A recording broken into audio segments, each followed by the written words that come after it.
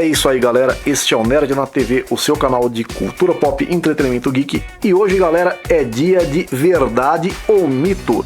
Galera, é o seguinte, existe uma questão aí, galera, que parece que só os fãs brasileiros têm, galera, que é com relação ao limite do poder dos Cavaleiros de Ouro. A gente vê nos fóruns de discussão aí, né? Será que o nível de poder de um Cavaleiro de Ouro atinge de fato o patamar cósmico, né? Que é o quê? Que é a destruição de corpos celestes de planeta pra cima, né? E a gente vai fazer uma pequena avaliação aqui, galera, levando em consideração sempre, em primeiro lugar, o que é mostrado, sempre, o que é mostrado, demonstrado, que você consegue comprovar com imagens. Em segundo lugar, o que é dito, e o que é dito, se for comprovado por enciclopédias, tudo, ou então nunca for desmentido com imagens, tá? E em último lugar, lógico, o que é interpretativo, tá? É porque a interpretação cada um tem a sua. E o que é dito, né, pelos personagens dentro da obra, não o que é dito em off, tá? O que é dito dentro da obra, o que é dito pelos personagens dentro da história, tá? Quando comprovado pela enciclopédia, né, principalmente Cavaleiros, que tem muitos nuances, né? Quando a gente busca a enciclopédia, né, esse dizer ele passa a ter a validade de uma imagem, tá, galera? E se algo for dito ou mesmo mostrado na enciclopédia, mas for meio que desmentido no mangá, o mangá é o que conta, tá, galera? Sempre lembrando isso, tá? E vamos considerar principalmente o mangá, tudo aquilo que tá no mangá porque foi a obra original, tá? E Cavaleiros, galera, ele tem uma coisa assim, né? Ele tem uma carga literária muito grande, muito a ver com mitologia, com a própria literatura grega, né? Então o que acontece? Muita gente às vezes prefere achar que precisa interpretar demais, isso acontece muito em Cavaleiros, gente, muito, do que aceitar que algumas coisas são ditas de maneira literal, que não há um sentido figurado naquilo que está sendo dito, tá? E algumas coisas que são mostradas, gente, são mostradas de forma discreta. E você precisa prestar um pouco de atenção, não é simplesmente interpretar ao seu modo, tá? Ver o que está acontecendo ali, tá? Então vamos lá, gente. Será que um Cavaleiro de Ouro poderia, por exemplo, assim, destruir algo do tamanho de um planeta? Vamos considerar primeiramente que alguns corpos pequenos, tá, requerem mais poder destrutivo para serem destruídos do que algo muito maior. Vocês já pararam para pensar, por exemplo, que uma armadura de bronze, tá, tem um grau de resistência muito maior do que uma montanha, por exemplo? Sim, gente, é um Cavaleiro de Bronze nos estágios iniciais. Antes mesmo de se tornar um Cavaleiro de Bronze, quando ele já está iniciando o treinamento, ele consegue esmagar uma montanha com um golpe só.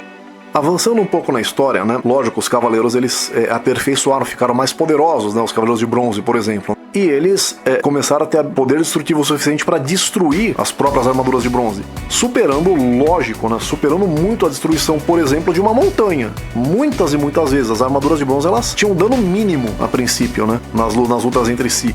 Recebendo golpes com poder destrutivo em nível montanha, vamos dizer assim, né? Avançando um pouco no tempo, eles passam a ter a capacidade de destruir armaduras de prata.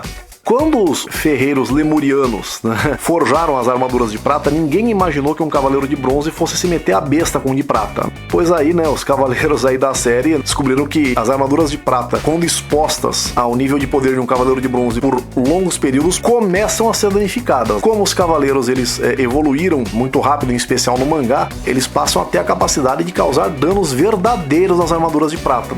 Aí, aqui a gente já está entrando naquilo que o pessoal chama de patamar continental. Vejam bem, gente. Quando a Marinha explica para o Seiya que um cavaleiro é capaz de destruir a matéria, destruindo seus átomos, tá? Ela pega uma rocha e ela esmaga essa rocha na mão. Um pouco depois a gente vê ela dizendo que um cavaleiro de Atena, para ele tanto faz uma pedra ou uma estrela. Que um cavaleiro com pleno domínio do seu cosmo pode destruir desde uma pedrinha até uma estrela.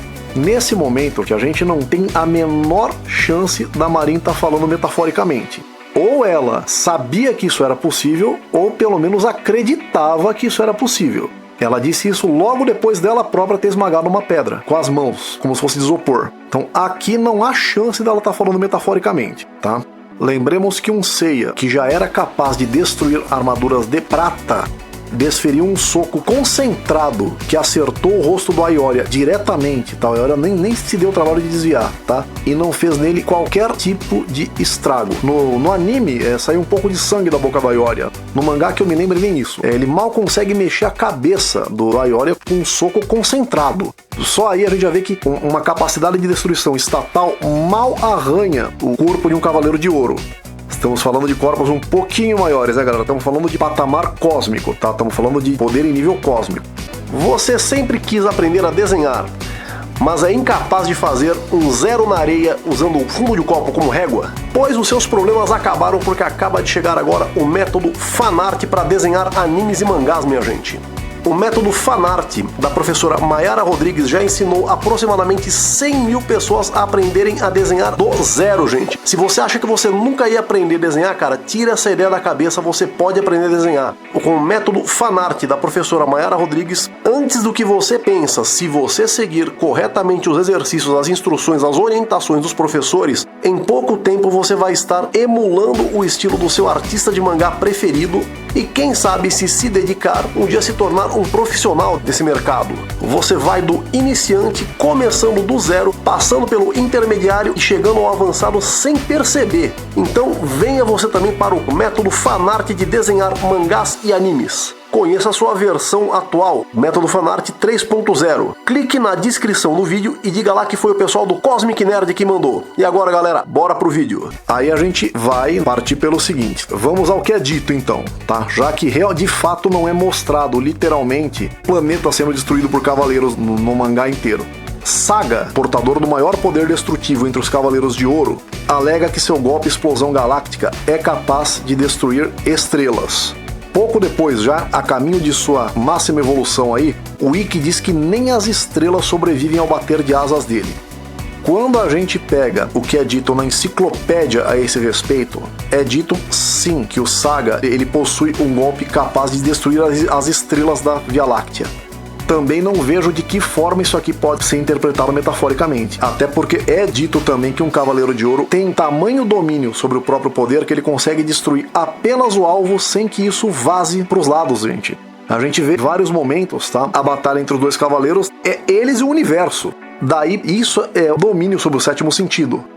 Agora a gente vê o seguinte, gente. Se um Cavaleiro de Ouro, quando enfrenta outro, ocasiona uma batalha de 1000 dias que dificilmente tem um vencedor, nós temos aqui o seguinte, o Saga é o portador do maior poder destrutivo, como já dito, correto? Para que qualquer outro cavaleiro consiga equilibrar uma luta contra ele por 1000 dias, ele vai ter que superar o Saga em outros quesitos, tá? E se aproximar o máximo possível do Saga neste quesito onde o Saga é o tal.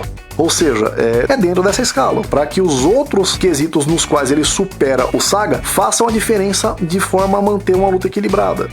Vamos adiante. É dito, as armas da armadura de Libra são capazes de esmagar estrelas, tá? Ah, mas poxa, só vi ele destruindo lá os pilares do Poseidon, que eram sustentáculos dimensionais super massivos, gente. Aqueles pilares, eles sustentavam o firmamento de uma dimensão inteira. Não é fácil, gente, aquilo não é argamassa, aquilo é feito pelo cosmo de um deus, aquilo não é cimento. Será que não vale aí a gente acreditar que esses pilares sejam aí bem mais resistentes do que uma estrela, por exemplo?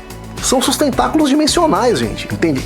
Super massivos. O mesmo vale pro Muro das Lamentações, que eu vejo muito esse argumento. Pô, mas se o Saga pode destruir uma galáxia, por que ele não destrói o Muro das Lamentações sozinho? Gente, aquilo era uma barreira dimensional em grande escala, gente. O negócio separava o mundo dos mortos dos Campos Elíseos. E nenhum poder físico poderia destruir aquele Muro das Lamentações, porque ele tinha um método certo para ser destruído, entendem?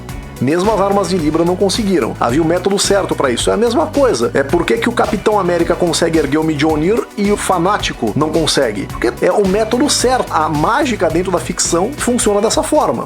Canais maiores, aí com a mesma fonte de pesquisa que a gente utilizou aqui, no caso, tanto a enciclopédia como detalhes mínimos apresentados dentro da própria obra, alegam aí, nós concordamos, que a destruição de uma armadura de ouro, por exemplo, requer uma capacidade destrutiva em nível de galáctico para multigaláctico. E esse vídeo todo poderia ser muito mais curto se a gente simplesmente mencionasse os feitos dos Cavaleiros de Ouro em episódio G, onde o Aldebaran, né, ao erguer a balança de tênis, está erguendo aí peso da abóbada celestial, tá? Era a maldição de Atlas, não era? Ali é explicado que os portadores do sétimo sentido, ou seja, os Cavaleiros de Ouro, são capazes de utilizar o elemento supernova, tá? O Saga explica que ele, Shaka e Aiolia são capazes da utilização deste elemento, que lhes possibilita destruir uma galáxia inteira através dos seus golpes mais poderosos. E o Saga fez isso, ele mostrou esse poder em episódio G. Só pra lembrar, gente, ele não é filler, ele é spin-off, tá, gente? O argumento, que é toda a parte literal do roteiro de episódio G, foi escrito pelo Masami Kurumada. Todos os conceitos ali foram elaborados por ele. Então essa história de que não é canônico, a gente sempre vai trabalhar com o episódio G dentro da cronologia de Cavaleiros quando Cavaleiros for o tema. Não há por que não, tá? O seu argumento e os conceitos nele constantes foram elaborados pelo autor original, não há por que a gente não considerar como dentro da cronologia. Galera, é o seguinte, o que a gente pode dizer é que, pela nossa análise, a afirmação de que um Cavaleiro de Ouro é capaz de atingir o nível cósmico de destruição é verdade, minha gente, tá? Eles são absurdamente poderosos. A gente nunca viu nenhum deles tentar destruir um planeta e não conseguir, tá? A gente viu eles concentrando todo o poder deles num ponto específico que eles querem atingir. É isso que a gente vê em Cavaleiros, tá? Eu, sinceramente, eu acho que coisas do tipo se mover em velocidades maiores do que a luz, ataques em nível espiritual que transcendem a matéria, congelamento da matéria em nível subatômico através do zero absoluto, tudo isso pra mim já é muito mais exagerado do que a destruição de uma estrela ou duas ou 10. Mas o pessoal tem essa dúvida. Na nossa análise, pelas ferramentas de análise que utilizamos, acreditamos sim que um Cavaleiro de Ouro atinge este nível e também os Cavaleiros de Bronze que estão aí em seu atual estado evolucionário, beleza? Galera, concordam com a gente, discordam da gente, por que concordam, por que discordam, tá? Comentem aqui, não deixem de curtir, não deixem de compartilhar e de se inscrever no nosso canal, galera. Vamos dar uma força pra gente aí, vamos crescer cada vez mais aí pra estar mostrando cada vez mais conteúdo pra vocês, beleza? Galera, um forte abraço, valeu!